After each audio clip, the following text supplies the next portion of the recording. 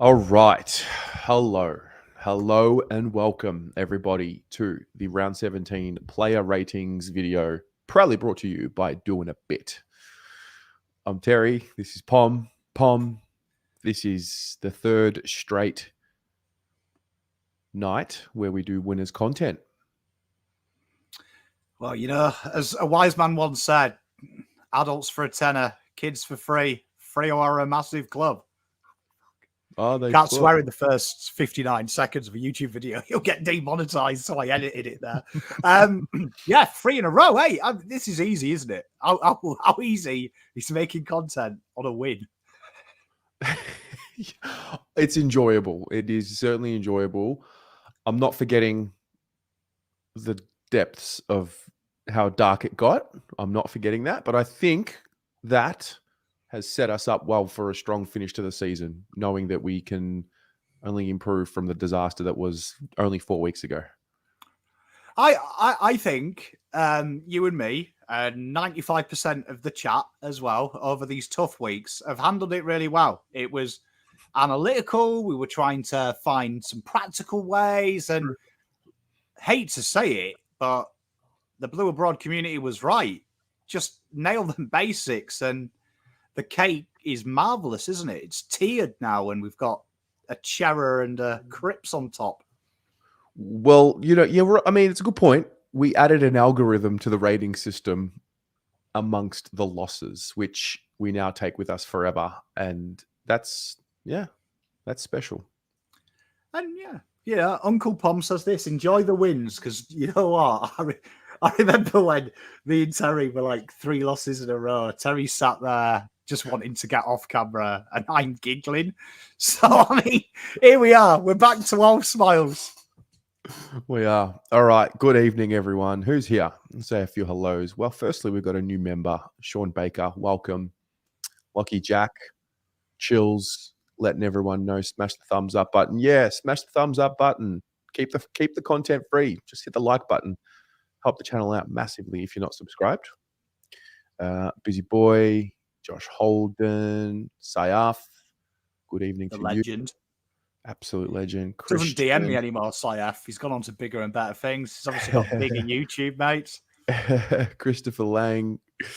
Christian, as always. SG. Craig is here on Facebook. Julie, the lovely Julie. Hello. Lucky Jack. Last 4 wins have been over 52 points. Yeah, they have. What we got? Flaggers for 5 years straight. Fucking hell, Lucky. Glenn, Odin, Gavin, Shane, Zainab. Now, Zainab knows the player rating system. She's got it down pat. So as you all play along tonight, just watch Zainab. Not to put the I'm putting the pressure on Zainab. I'm putting the pressure on because you can handle it. I believe she was at a wedding this weekend. I could be wrong. I did have a social media stalk, so if I've interpreted what I witnessed not as a wedding, I apologize. Dioni's here from India. Paul. Beautiful day. Nicholas. Wow, everyone is here, mate. Sam, Franco, Ashy. I'm getting OCD. I almost have to say hello to everyone now. All right. Tom. Ur is in the house. Jay. The man, the myth, the legend. Rob. Oof, Rob, you've come at a good time, mate. This is going to be fun. Tim. Scotty Boy down under. Max. Wayne. Yes, Samuel, thank you very much. This was scheduled for the 17th of July. If it wasn't for Samuel here, it would have been on next week. All right, guys, let's do it. So this is how it runs. The player ratings. We have an algorithm. Can you believe that? We have an algorithm. What's an algorithm, Pom? It's posh as shit. It's posh as shit, this show, I tell you. An algorithm, as we discussed last week, is finding an outcome via a medium of numbers, a process. How good is a P word on this show? Process. We have a Carlton process as an algorithm. Yes. And what we do is we input the player's performance through the algorithm. It spits out a rating between 0 and 10, and we go from there. So there can be no subjectivity. It's purely objective. So there's no Carlton Kool-Aid tonight. What we'll do is we'll go through each player. We'll let you all have a guess at what their rating would be, say a few words, and then on we go. So let's start with Brodie Kemp. Pom, a few words about Brodie Kemp while the chat makes a prediction. Brodius Kemp, eh? What a man. Well, I mean, bit difficult for Brodie this week because he did play in a more key position role. So he was less of an offensive threat. I'm going to let a spoiler. For every good thing he did defensively, he managed to go at 25% kicking efficiency. However, that being said, every kick was rated 9 on the danger scale. So every good came bad, every bad came good. So wasn't great, wasn't bad though. Wasn't great, wasn't bad. I found him to be one of the few players on the day, maybe with Martin at times, who was a little fumbly, just not fully sharp with ball in hand. I don't know if fumbly impacts your score, but I'm going to guess like 5. I think it's 5. Let's have a look. 5.5. So we're looking for 6s and 6.5s across the board, aren't we?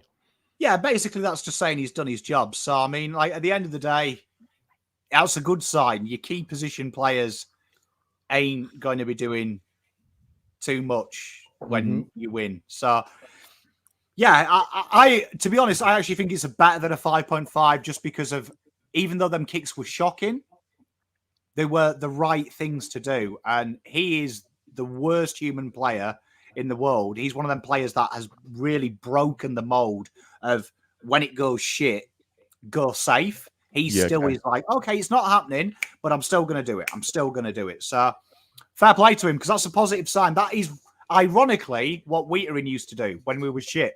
He always used to take the game on, even when he probably shouldn't have done. Well, speaking of Wheatering is next. I haven't seen any of the scores, by the way. I didn't find a spot for Wheatering in the player of the game or the doing a bit this week, but I think that was his best game of the year. He had a real presence about him. We touched on it last week. The Dockers didn't have Jai Amos is a key forward, but a really big one, really tall, big one that we felt was going to trouble him. And his aerial ability and his contested marking was superb. Literally thought it was his best game of the year. Mate, nailed it. Rebound 50s to advantage. One of the most key stats in this position. Someone who gets it out of your shit and hits targets. Elite. Actually, number 1 in the competition this week for that individual stat. Intercept marks, elite. Contested marks, elite. His opposite number down by 32%, which is the biggest swing between two players. What can you say? Perfect, in other words. Yeah, 9's really hard to get, but I feel like he'd be pushing an 8.5 or a 9. Oh. Yeah.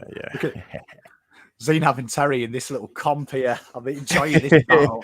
Lod's got this right as well. I've got to say, Lockie Jack, he's a smoky, his old Lockie Jack. Yeah, Chris Lang got it right. He's coming along. He was very good. He was my boy Timmy J, Oog. Did I do that? Ur. Oh, I can't do that. Come on. I need to give him a nickname. Nick Newman is next in his 100th game. I thought he was one of our best 5 players in the first quarter, half. Instrumental, I thought. Really strong showing. Mate, elite in intercept possessions, elite in effective kicks, elite in marks, elite in danger area ground balls. That's a really key stat for someone like him.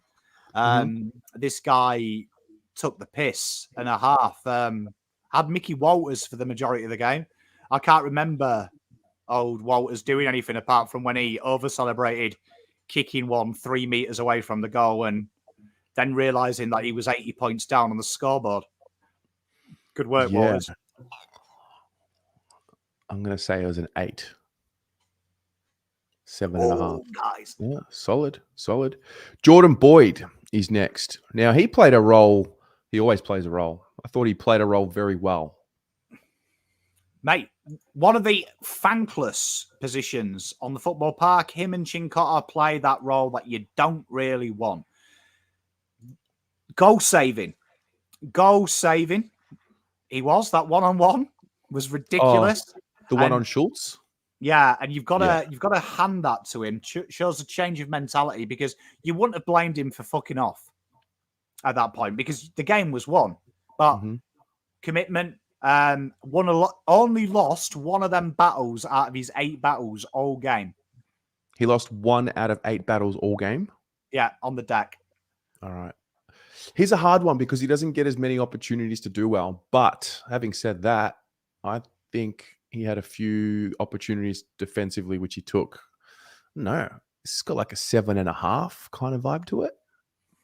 7. That's very good for him. That's insane as well. And that just shows you that's all defensive. That's all defense and them scuffles. Very, very, very. In fact, the highest rated back pocket in the league this week. Wow. It's hard to get over 6.5.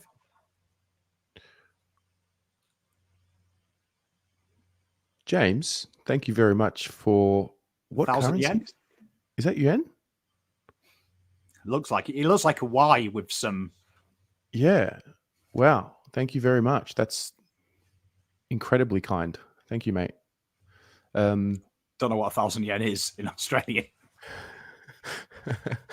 Could be 12 cents. He looks impressive. That's Jordan Boyd. Yeah, very good. Just for context, who are the players that play his position and that he's graded against? The types of players. I mean, a back pocket is probably one of the most thankless roles on the AFL, but you've got 2 types. So you've got your more offensive back pocket, which would be, we categorize them as your interceptor. So that's Mitch McGovern. So for Carlton purposes, you look at it that way. If you look at it across the league, though, you've got players like Mr. Broad plays back pocket, very famous guy. You've got Harry Cunningham at Swans, unless he goes forward, but he also is graded as a back pocket predominant position. Melican plays that role at Sydney. Let's look at some other names who you might know. Here we are. Sort them by back pocket. Here you are. Everyone's favourite. You've all known him. Jeremy Howe plays a back pocket role. Okay. Mitch McGovern, speaking of, he's next.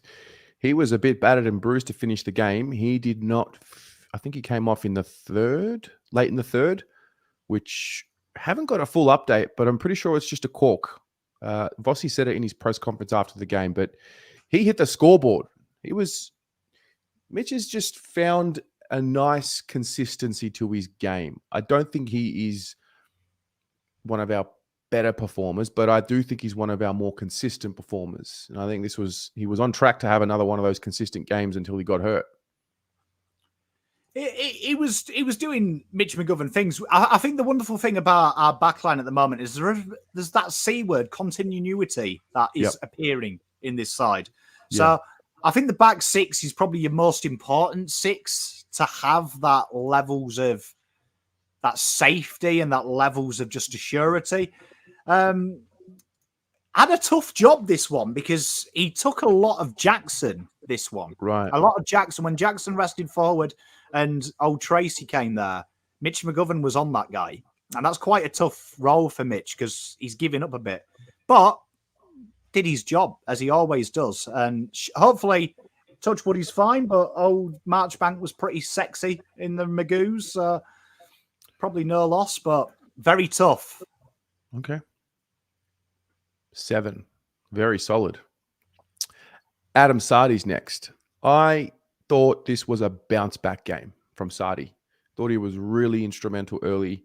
I'm curious, maybe we'll talk about it on the BA show, but I felt like the Jordan Boyd, Alex Chincotta roles allowed Sard to be a bit more free this game. Either that or he just upped his performance. But I thought he played a much better game. I thought he was a lot more involved than in previous weeks.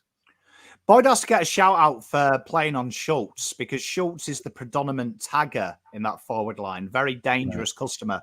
And Boyd stopped him getting anywhere near Sard. So there's quite a few passages to play. If you go and watch the first 6 inside 50s that Fremantle had, 4 of them, you see Boyd beeline for Schultz to knock him out of the way, which allows Sard that half yard. And Sard was exceptional at doing what he does. Mm-hmm. All right, let's have a look. Adam Sard, 8, huge, mate. That's a couple there already in the 8s. Very, very good. Blake Acres, speaking of very good, another one I would categorize as very good. Playing against his old club. I thought his first quarter I think he, Walsh and Doherty in particular, and Newman in the first quarter, really instrumental. When I watched the replay, there was a really strong tackle on Luke Ryan, probably in the second quarter potentially. Didn't get called for holding the ball, which was rubbish because Luke Ryan took him on. But yeah, he showed the strength in his body in this game, I thought especially.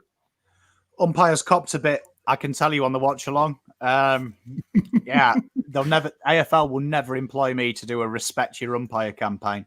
But yeah, spot on, mate. One thing that's really impressive, and we'll discuss it on the later show, about wings and their roles under Voss. There's one guy, if you watch the VFL, you can see why he won't play in the AFL at all. When you see what these 2 wingers who played this week have to do.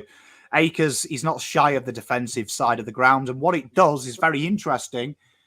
People are asking why stoppage. Nothing has changed from a tactical point of view or a structural point of view. It's still very much what you saw when we got battered. What you're seeing, though, is more commitment to overlap, which we've talked about a lot at the early start of the season.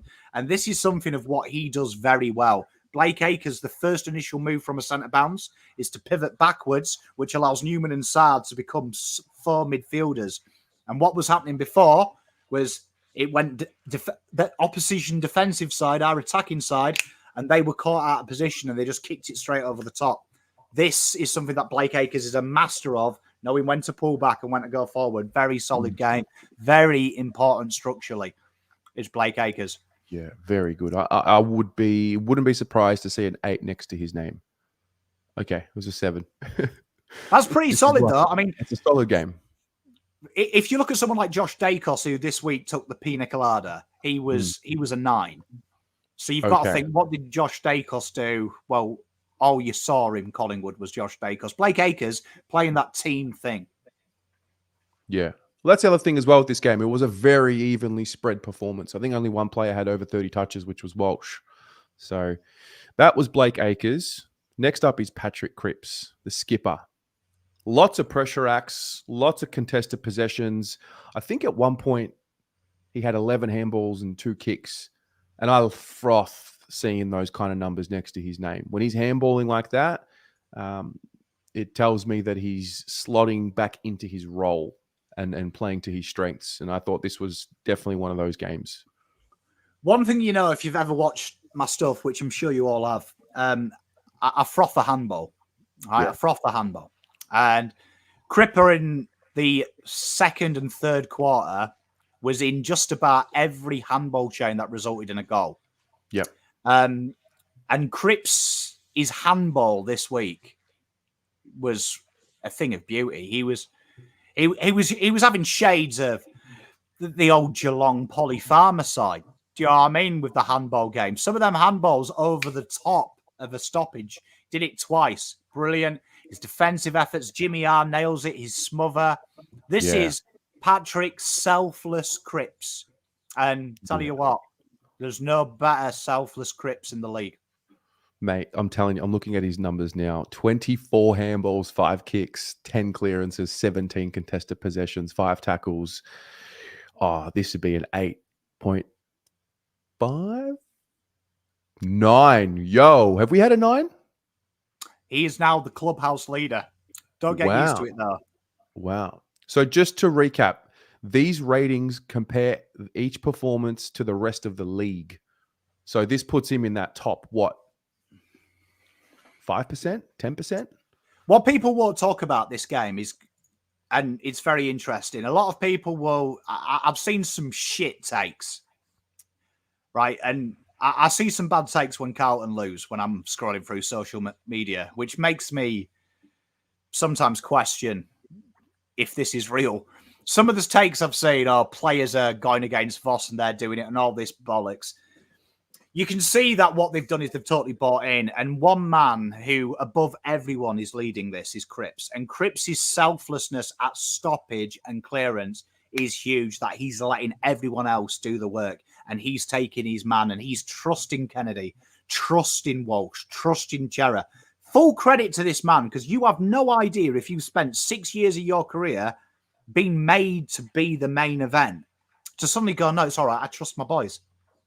And you know what? If they lose, I'm going to back him in. What a fucking player. Patrick Cripps, if you're watching this, get it in me. We love that. That's the best Cripps game. I prefer that shit than the 2019 Brisbane that everyone faps on. Agreed. That's a proper game.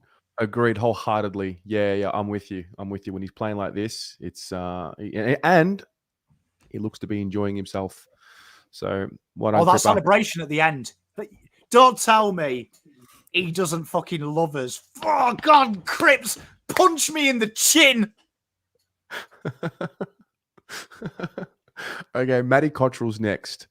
He's another one who has come in along with these Boyds, these Chinkottas, these Fogartys, these Martins, these Cunninghams, and he's just, playing a role. He's got a little bit more experience in his career, and he's just finding some consistency in his game, and he kicked a goal.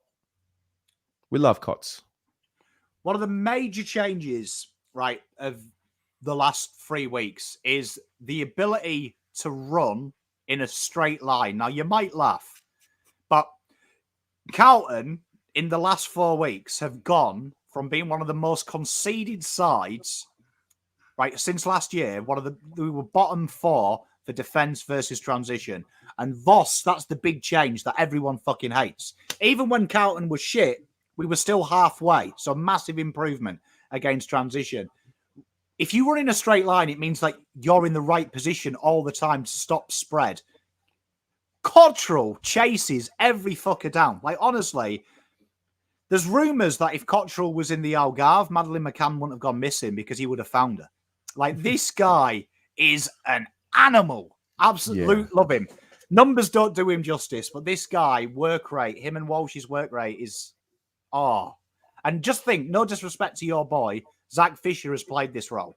So this is what they tried to do to Zach Fisher. And you see that running capacity makes a difference. Just another week. Another Zach Fisher pot shot to Terry. Great. I didn't mean it. I'm sorry, I keep doing it. I don't mean it. No, it's fine. It's fine. I wasn't ready for that, but I should have been. The chase on O'Meara in the second quarter, 2 minutes 15 to go, is the image in my head. Just impacted the contest. I think he'll hit like a 6.5. I think he just did his job. Yeah. Very good. Very good. If I was deciding on the players in your backdrop, if I could add one more, it would be the next player. And the next player is Lockie Fogarty. I am a big fan real quick. He's playing like a guy that used to play for Geelong. He's got Geelong vibes about him. There's a reason. As we know, number 8 has spawned some of the greatest sportsmen the world has ever seen. You've had Ian Wright, prolific goal scorer. You have Dan Williams, me. Number 8 was my favourite number as a kid. Always wore number 8. And now Lockie Fogarty gets to join the 8 crew with me and Righty. Just inserted myself in that. But what a player he is. Basics are up there. We talked about 3 weeks ago, just before our last loss.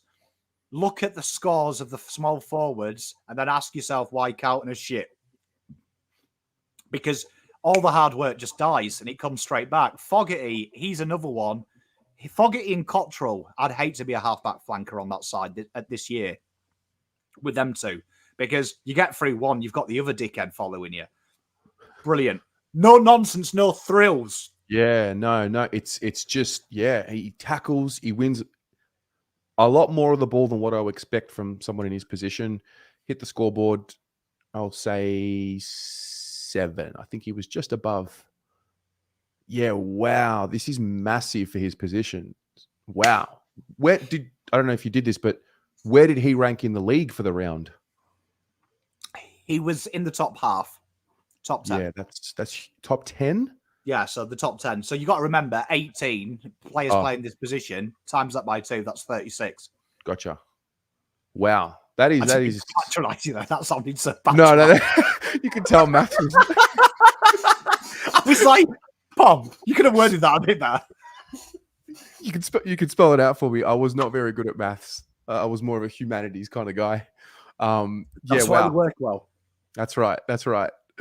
Okay, Lockie Fogarty, 7.5. Charlie Curnow in his 100th game. Talk to me about Charlie, guys. You know, the only thing I think could make this guy better is, could you imagine him like with a headband? So you've got like the frizziness at the back. I reckon that's the finishing layer. That's the décolletage. That's the final form. What? More longer on the back? No, I reckon he keeps the frizzy hair, puts a hairband on so it's like poofed at the back. Oof. Like I reckon that's the final form. Final form? Like Super Saiyan 4? I feel like he's at Super Saiyan 2 right now. I reckon that's it. But I mean, Charlie, score involvement's 10. Big thing here, right? And we know that there's a few clips about me saying he's the best player in the world. I think that's unarguable now.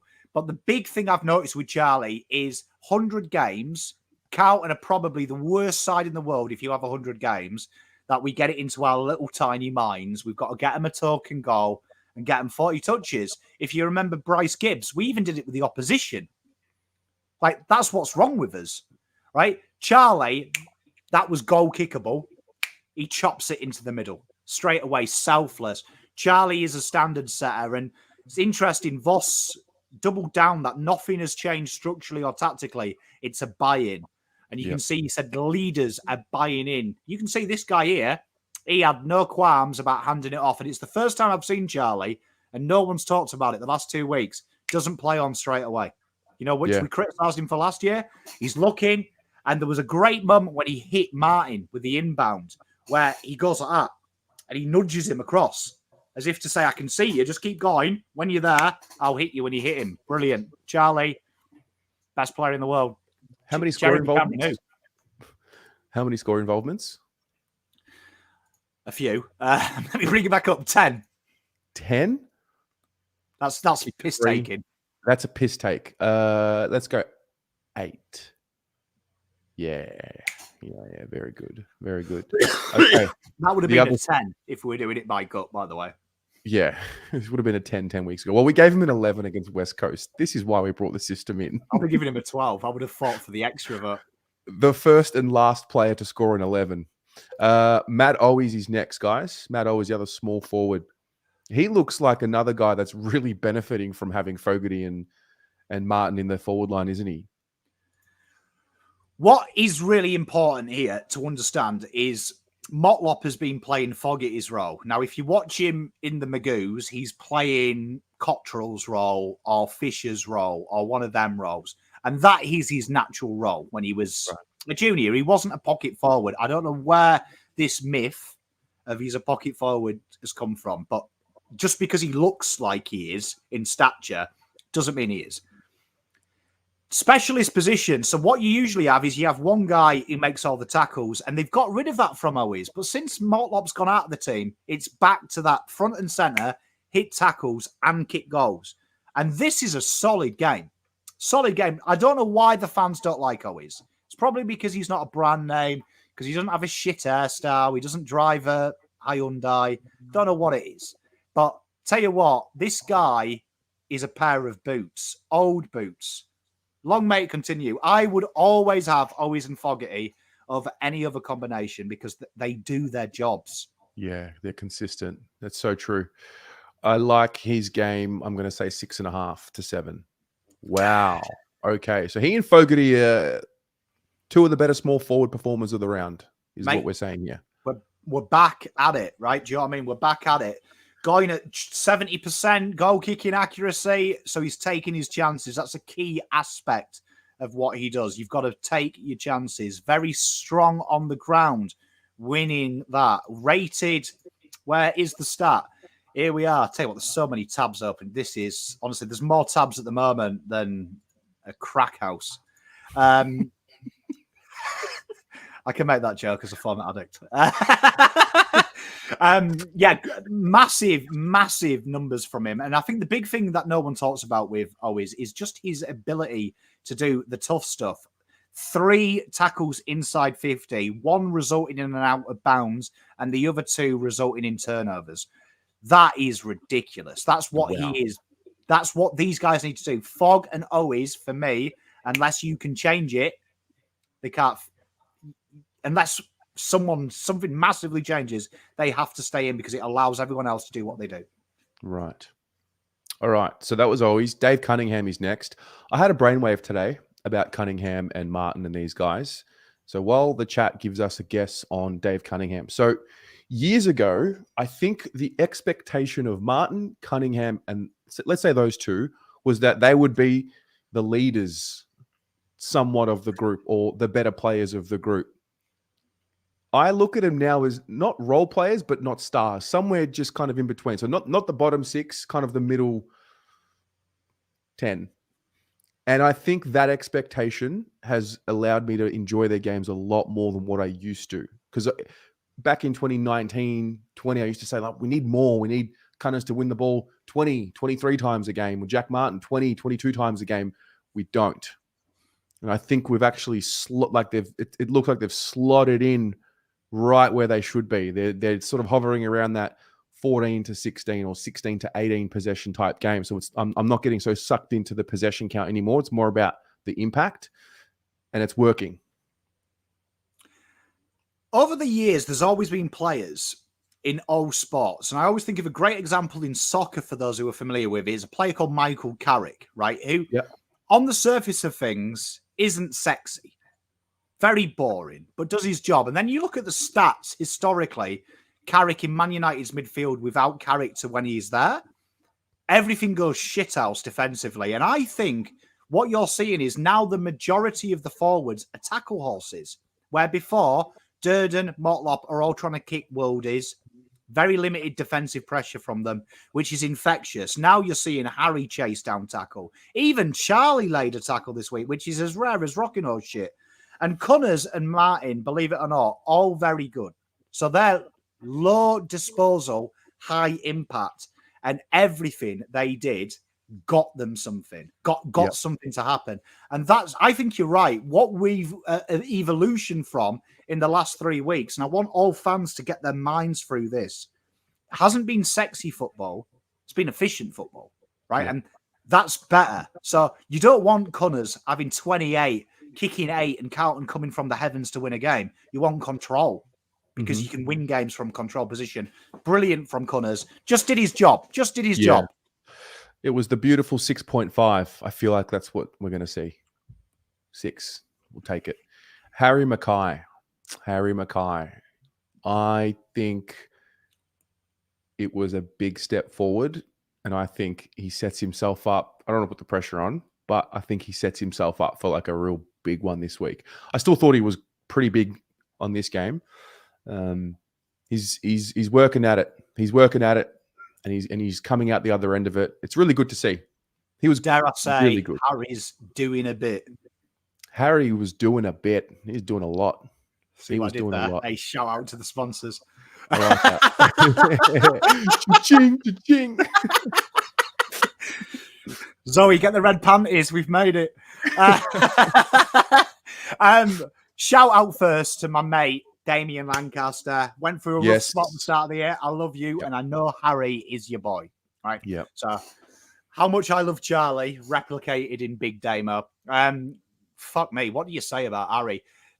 Elite tackle. If Harry was a small, he would be ranked elite. Just let that sink in. So if he was 4'8", and we were judging him as always elite. Yeah. He's 203 centimeters. He's coming along nicely. You know what I love about Harry?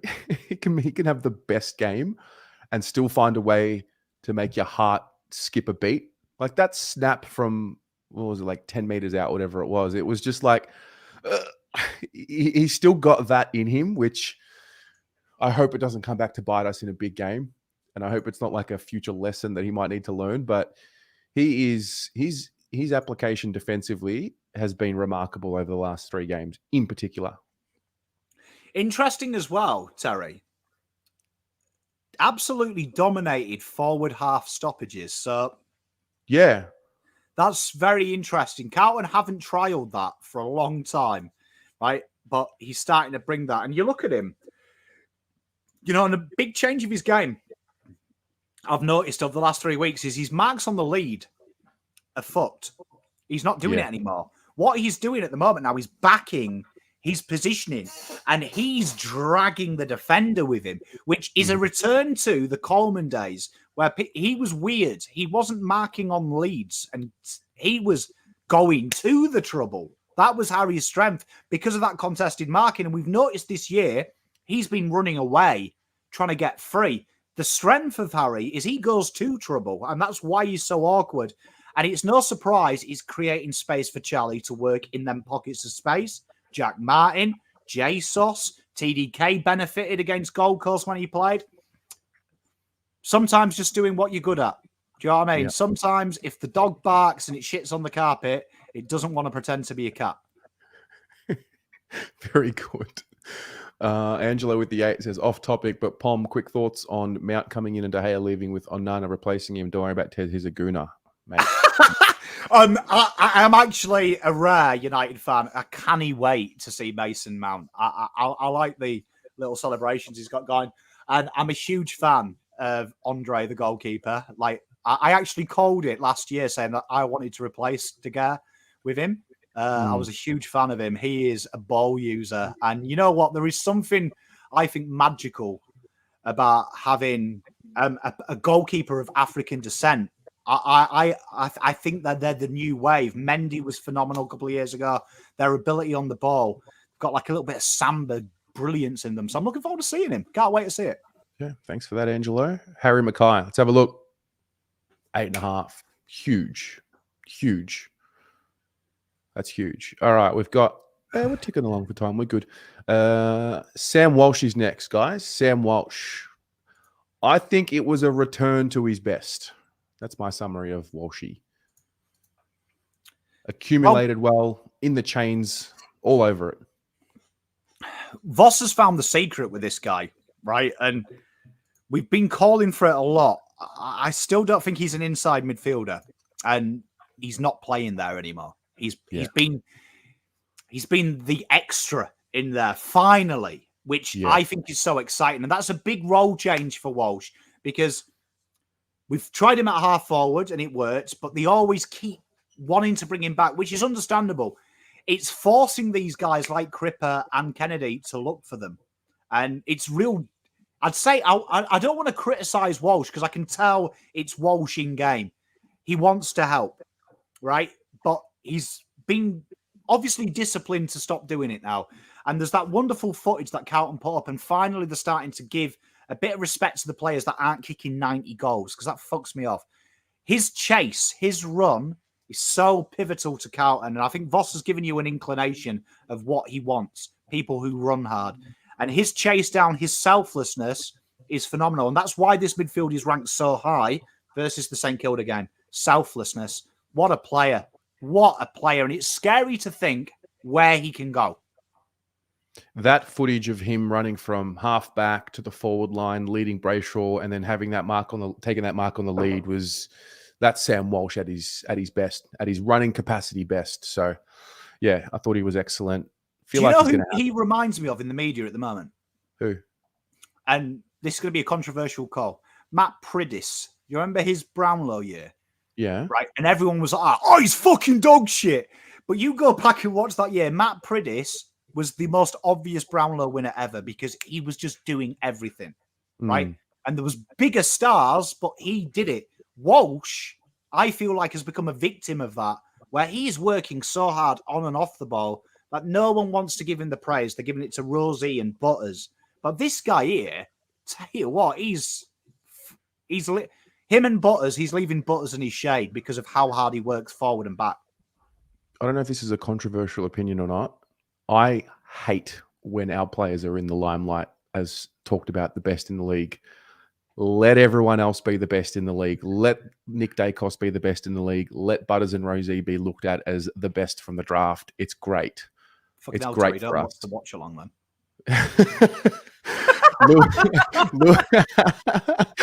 Lewis Young is next. Lewis. I feel like Lewis has shown a bit more of his character over the last few weeks playing in this role. I feel like I've learnt a bit more about Lewis's character as a player by watching what he's been doing for the team in the last few weeks. And have we found someone that we can maybe develop into a bit more of a ruckman? Is the solution accidentally Lewis Young moving forward?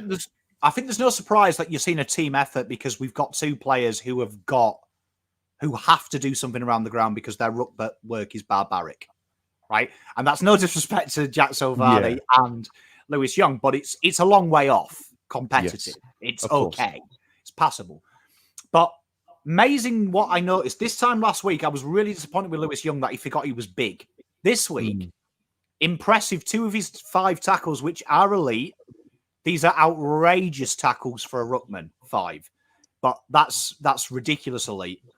His ability to try and make something happen, but also have a secondary role. And this is what we keep talking about. When you play Pitternet, he's going to dominate in the ruck. He's going to fuck you, though. Someone else has to come off their job to do his job around the ground. What we're seeing at the moment is Jesus and Young, both of them can do a role outside of rucking because that is actually their job. So I think it'll be very interesting. One of these, I think you will see next week play with Mr. TDK. And I'm excited about that because I think Carlton may have told us that's the future plan with the contract that Pitternet signed so low. Okay.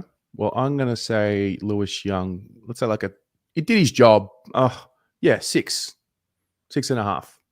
Very good. Adam Chera's next, guys. Adam Chera. So, firstly, Ud with the 20. Thank you. Love you, mate. Terry and Pom 10s for tonight. Mate, look at us. We broke the algorithm. Big UK. That's what I'm going to call him because it's like a producer home. His initials, and I don't have to roll my R and look like a melt. Fantastic. That's very good. Now, Adam Chera, mate. What do you say?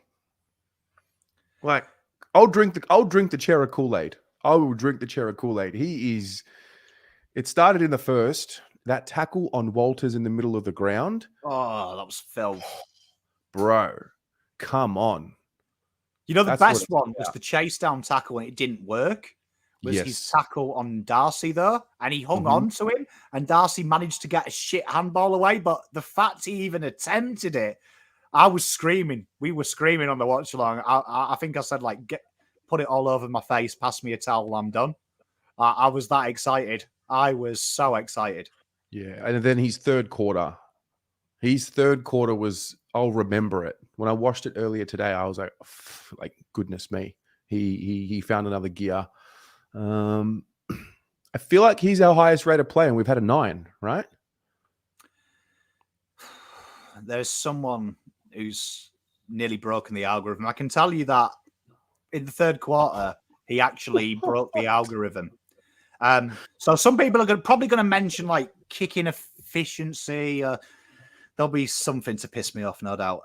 There always is. But Chera, let's talk about Chera. So Chera did go at 47.4 by foot. However, they were all 10, ranked 10 in positioning of the ball. He was literally playing one of the hardest positions. He was tagged in the first, and in the second, they shifted players around and he got free up.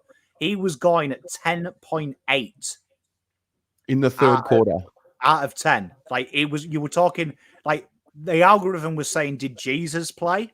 Wow. So 2 points of note. You all asked for a shaved-headed picture. Found Yes. one. There he is. Very good. Right. 9.5. This guy did everything. 700 meters gained. Forget about it. That's ridiculous. Elite score involvements. Back half score launches. Elite. Leader on the ground, right? For a midfielder is stupid.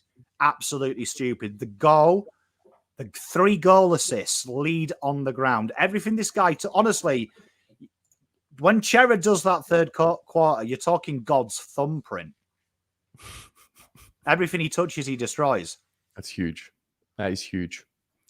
Okay, we've got 15 minutes and we've got to get through a nice little chunk here. Sam Doherty's next. Doherty. He was another one that was very good early, especially in the first. Yeah. I like where he's positioning the wing, himself on the ground. Up the wing, half forward, half back. He played it all this week and on the ball. Interesting. He's the go-to on the ball. Brilliant. His tackling good, defensive good, all good. Yep. Okay. What do we got? Doc, I'll go 7.5 or 8. Yeah, fair. Jack Silvani, second game in a row, I think, where he played with the same attitude as the game before. His application to it all was there in plain sight, and it's funny, we've almost got him as an extra midfielder now.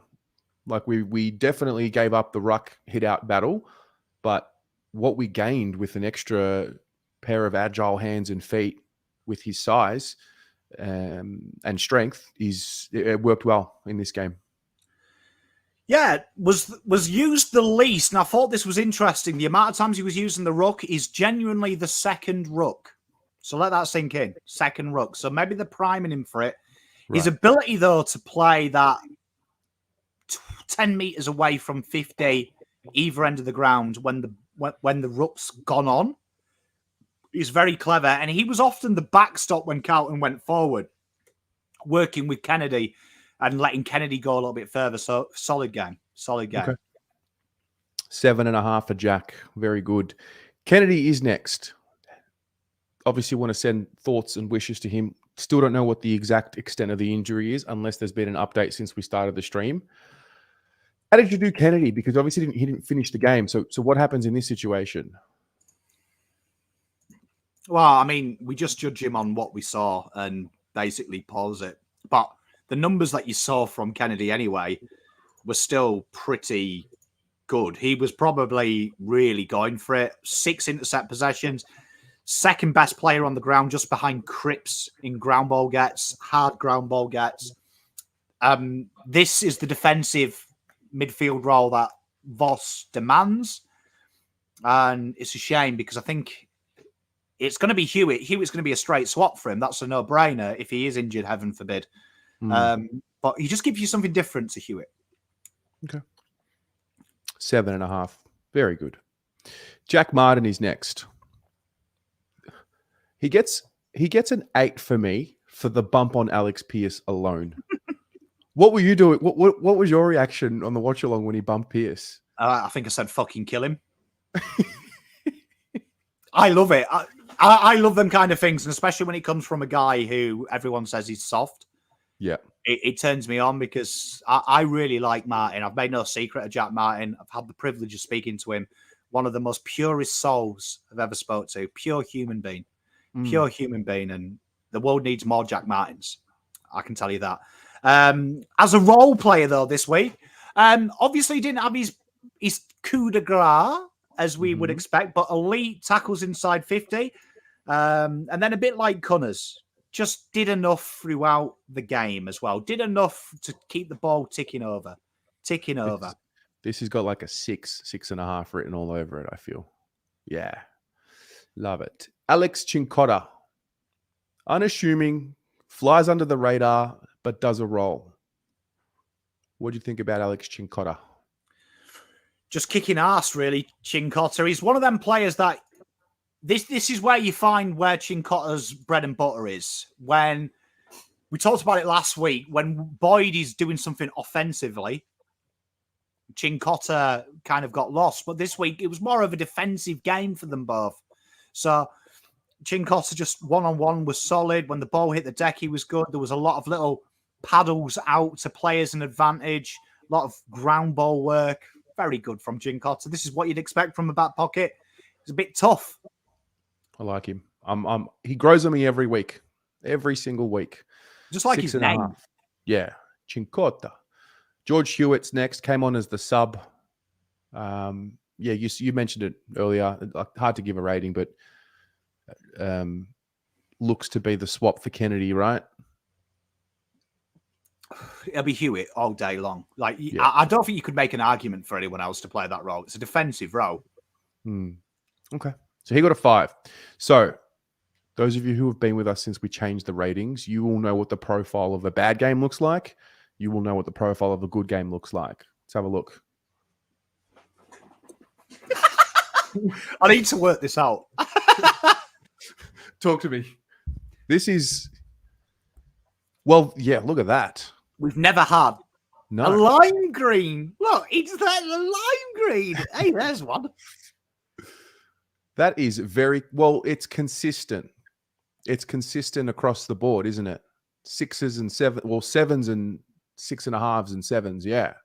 Well, we said 7.5. If we can get 5 or more, you're kicking ass. Yeah. So we've got what? 1, 2, 3, 4, 5. Exactly 5. Everyone's over 5.5. You can't count Hewitt. He was on like 12 minutes.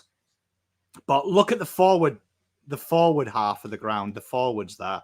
Yeah. All working hard. And when you've got and genuinely good teams, you'll see 2 key forwards with greens. It's an easy stat padding position. Right. Look at how hard these guys have worked around there. Everyone's contributed. That's a spread. That's a spread. Colours of Kool-Aid. Spot on, Peter V, my boy. We like that. We like that. Look at Chesney. What a filthy boy. In the fluoro green, mate. We love to see it.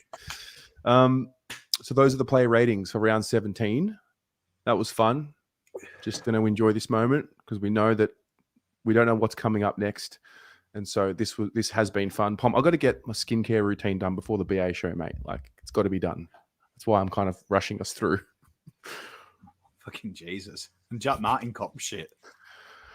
Well, you know, just got to stay clean. Guys, see you at 7 p.m. BA show. And then the Almost Blues Brothers at 8:30 p.m. The fun continues.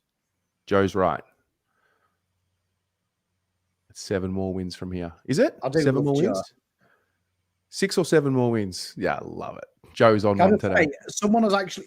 Who followed on Watch Along? And I said, there's always some fucker who's put a bet on 50 plus. Someone's actually just sent me a betting slip and they did it. I told you. Always happens. Typical. All right, guys. See you at 7 p.m. for the Blue Abroad show. Can't wait. See you in 10, boys and girls. And girls.